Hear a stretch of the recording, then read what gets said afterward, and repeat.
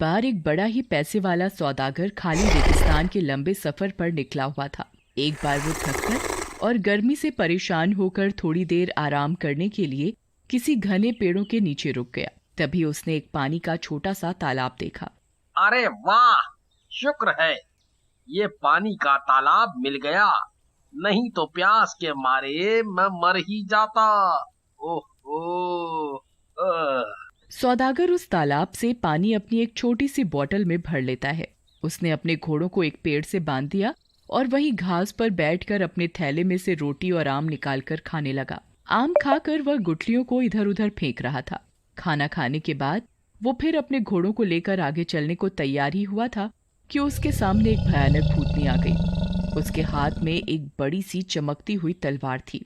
कहाँ जा रहे हो? रुको, मैं तुम्हें नहीं छोड़ूंगी, मैं तुझे मार डालूंगी। ओह, भूतनी, मेरा कसूर क्या है? मेरा कसूर क्या है? भूतनी की आंखों से गुस्सा बरस रहा था। तुमने मेरे बेटे का खून किया है। मेरा बेटा जब इस झरने के पास से उड़ रहा था तब तुम्हारी फेंकी हुई आम की गुठलियों से वो घायल हो गया। भयभीत सौदागर की आंखें डर से फटी जा रही थीं। उसने गिड़गिड़ाकर भूतनी से माफी मांगी, पर भूतनी किसी भी तरह उसे छोड़ने को तैयार नहीं हुई। अच्छा, कम से कम मुझे 1 साल का समय तो दे दो, ताकि मैं अपने सारे बचे खुचे अधूरे काम काज पूरे कर लूं।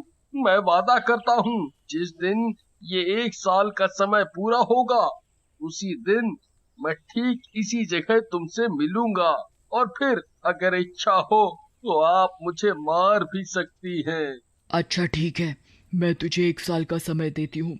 जा, अपना अधूरा काम पूरा करके आ, लेकिन याद रखियो, मुझसे भागने की कोशिश मत करना। अगर तू अपने वादे पर यहाँ नहीं आया तो तू जहाँ भी होगा मैं तुझे ढूंढ निकालूंगी। इतना कहकर भूतनी गायब हो गई और सौदागर जल्दी से अपने घोड़े पर सवार होकर आगे बढ़ा। सफर पूरा करके जब वो घर पहुंचा तो उसके डरे हुए चेहरे और थके थके शरीर को देखकर उसकी बीवी और बच्चों को हैरानी हुई। सौदागर ने जब उन्हें भूतनी वाली बात बताई तो उन्हें बहुत बुरा लगा। सौदागर जानता था कि भूतनी से बचने का अब कोई रास्ता नहीं है, इसलिए वो अपने काम निपटाने में लग गया। और जिस दिन 1 साल का समय खत्म होने को आया, वो बहुत दुखी मन से अपनी बीवी और बच्चों से विदा हुआ। सुनो, अब मैं चलता हूँ, 1 साल का समय पूरा हो चुका है। सभी बहुत दुखी होते हैं।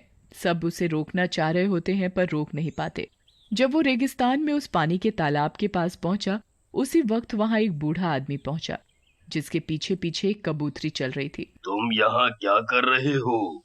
सौदागर ने उसे सारी बात बताई। वो दोनों बात कर ही रहे थे कि एक और बूढ़ा 2 लोमड़ियों के साथ वहां आया और उसको भी सौदागर ने अपनी कहानी सुनाई। दोनों बूढ़े सौदागर का मन अपनी बातों से बहला ही रहे थे कि अचानक वहां हवा से धुएं का एक भवंडर बना और उसमें से वो भयानक भूतनी निकल कर आई। उसने आते ही सौदागर से कहा, अब मैं आ गई हूँ, अब मैं तुझे नहीं छोड़ूंगी। तू अब मेरे हाथों से नहीं बचेगा। अब 1 साल का समय पूरा हो चुका है। अब मैं तुझे मार दूंगी क्योंकि तूने मेरे बेटे को चोट पहुंचाई है। भूतनी की बात सुनते ही कबूतरी वाला बूढ़ा भूतनी के पास गया। आप इस आदमी को मत मारो, पहले मुझे अपनी एक कहानी सुनाने दीजिए, और अगर आपको पसंद आए तो आप इस आदमी को माफ कर देना। भूतनी को कहानी सुनने का बड़ा शौक था, इसलिए उसने कहानी सुनने के लिए हाँ कर दी। बूढ़े ने अपनी कहानी कहनी शुरू कर दी। हे भूतनी, ये कबूतरी जो आप देख रही हो, वास्तव में ये मेरी पत्नी है। मैंने जब इससे शादी की थी तब ये बड़ी खूबसूरत थी, और हम दोनों ने खुशी खुशी एक दूसरे के साथ कई साल बिता लिए।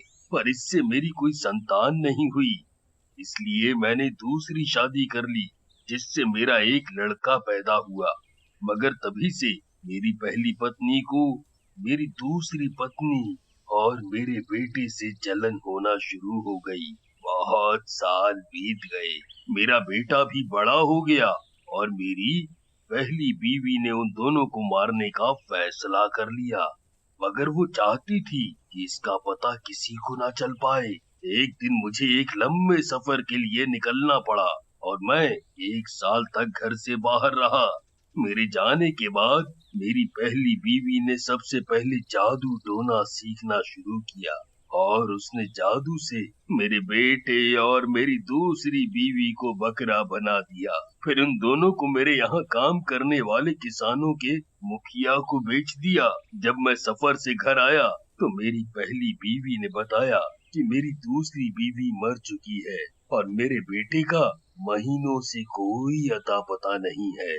कुछ ही हफ्ते बाद एक बड़ा त्योहार मनाया जा रहा था और इस मौके पर बलि देने के लिए मैं 2 बकरे लाया जो कि मेरा बेटा और मेरी दूसरी बीवी थी।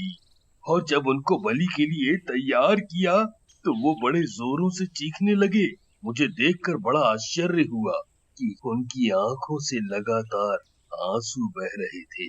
मुझे उस बेचारी पर जाने क्यों बड़ी दया आ गई और मैंने उनकी बलि नहीं दी। पर मेरी पत्नी गुस्से में आकर मुझे भला बुरा कहने लगी। मैंने उसे खुश करने के लिए फिर छुरा उठाया और उन्हें मारने ही जा रहा था कि एक लड़की मेरे पास आई और उसने बताया कि मेरी बीवी ने उससे जादू सीखकर मेरी दूसरी बीवी और बेटे को बकरा बना दिया। मैंने उस लड़की से बोला कि उनको वापस इंसान बना दे, पर उसने बोला कि वो उन्हें ठीक तो कर देगी पर बदले में मेरे बेटे से शादी करेगी। उस लड़की ने दोनों को इंसान बना दिया और मेरे बेटे से शादी कर ली। कुछ दिनों बाद फिर उस लड़की ने अपने जादू से मेरी पहली बीवी को कबूतरी बना दिया। जब भी मैं सफर पर निकलता हूँ तो ये कबूतरी मेरे साथ साथ आ जाती है। यही है मेरी कहानी। और अगर ये कहानी आपको पसंद आई हो तो क्या मैं इनाम मांग सकता हूँ? भूतनी को उस कबूतरी वाले बूढ़े की कहानी बहुत अच्छी लगी और उसने सौदागर की सजा माफ कर दी। अच्छा ठीक है, मुझे तुम्हारी कहानी बहुत अच्छी लगी। मैं इस सौदागर को आधा माफ कर देती हूँ। इतना सब कुछ होते ही 2 लोमड़ी वाला बूढ़ा आगे आया और भूतनी से बोला, अगर आप सौदागर की आधी सजा और माफ करने का वचन देती हैं तो मैं इससे भी अच्छी कहानी सुनाऊंगा। ठीक है, मैं तुम्हारी शर्त मानती हूँ। सुनाओ अपनी कहानी। अगर मुझे अच्छी लगी तो मैं सौदागर की आधी सजा और माफ कर दूंगी। ये दोनों लोमड़ी वास्तव में मेरे 2 भाई हैं। जब मेरे पिताजी का देहांत हो गया था तो हम तीनों भाइयों के हिस्से में 1,000 मोहरें आईं और हम लोगों ने उससे व्यापार करना शुरू किया। कुछ दिनों के बाद मेरे सबसे बड़े भाई ने व्यापार का अपना हिस्सा बेच दिया और उससे जो पैसा मिला उसे लेकर वो और दौलत कमाने सफर पर निकल पड़ा। मगर 1 साल के बाद ही वो बिल्कुल संपत्तिहीन होकर घर लौटा। मैंने तब तक काफी पैसा कमा लिया था। मैंने उसे फिर दोबारा शुरुआत करने के लिए कुछ पैसे दिए और वो फिर बहुत खुश हो गया। मेरे दूसरे भाई के साथ भी कुछ ऐसी ही हालत हुई। वो भी साल भर सफर पर बाहर रहने के बाद घर लौटा तो बिल्कुल फटे हाल था। मैंने उसकी भी मदद की और वो फिर से खुश हो उठा। थोड़े दिनों बाद उन लोगों ने मुझे सलाह दी कि व्यापार करने के लिए दूर दूर के देशों में चलते हैं। पहले तो मैं मना करता रहा, फिर बाद में मैं भी तैयार हो गया। हम लोगों ने दूर दूर के देशों का सफर किया और खूब पैसा कमाया। बाहर निकले काफी समय हो चुका था, इसलिए अब हम घर लौटना चाहते थे। पर तभी एक अजीब घटना हुई। एक दिन मैं नदी के किनारे घूम रहा था कि फटे पुराने कपड़ों में एक बड़ी सुंदर लड़की मेरे पास आई और उसने मुझसे शादी करने की इजाजत मांगी। मैंने बहुत सोचा, पर वो इतनी खूबसूरत और नेक लगी कि मैंने उससे शादी कर ली। पर मेरे दोनों भाई मेरी दौलत और मेरे अच्छे नसीब से बड़ा जलते थे। एक रात जब मैं और मेरी पत्नी गहरी नींद में सोए थे, मेरे भाइयों ने मुझे और मेरी बीवी को उठाकर नदी में फेंक दिया। इस तरह वो दोनों मेरी सारी संपत्ति हड़पना चाहते थे। पर मेरी अच्छी किस्मत देखिए कि मेरी बीवी परी निकली, उसने मुझे बचा लिया। मगर वो मेरे भाइयों से इतना नाराज हुई कि उन्हें जान से मार देना चाहती थी। मैंने बड़ी मिन्नतें की कि वो उन्हें जान से न मारे और वो राजी हो गई। मगर उसने अपने जादू से मेरे दोनों भाइयों को लोमड़ी बना दिया और मुझसे कहा कि ये 10 साल तक इसी तरह लोमड़ी बने रहेंगे। जिस दिन 10 साल पूरे होंगे उस दिन मैं उन्हें फिर से इंसान बना दूंगी। और वो अपने मिलने का पता बताकर गायब हो गई। आज अब 10 साल पूरे हो रहे हैं। मैं अपने भाइयों को फिर से इंसानी रूप में लाना चाहता हूँ, इसलिए उस परी को ढूंढता फिर रहा हूँ। हे भूतनी, यही है मेरी कहानी। और अगर आपको ये पसंद आई हो तो मैं निवेदन करता हूँ कि सौदागर की आधी सजा और माफ कर दो। अरे वाह, मुझे तुम्हारा भी किस्सा बहुत पसंद आया। लो, मैंने तुम्हारे कहने पर इस सौदागर की बाकी बची सजा और माफ कर दी। फिर एक धुएं का बवंडर उड़ा और उसमें वो भूतनी गायब हो गई। खुश होकर सौदागर ने दोनों बूढ़ों को सीने से लगा लिया और उनका बहुत शुक्रिया किया। अपनी जिंदगी के बाकी दिन उसने बीवी और बच्चों के साथ बड़े सुख चैन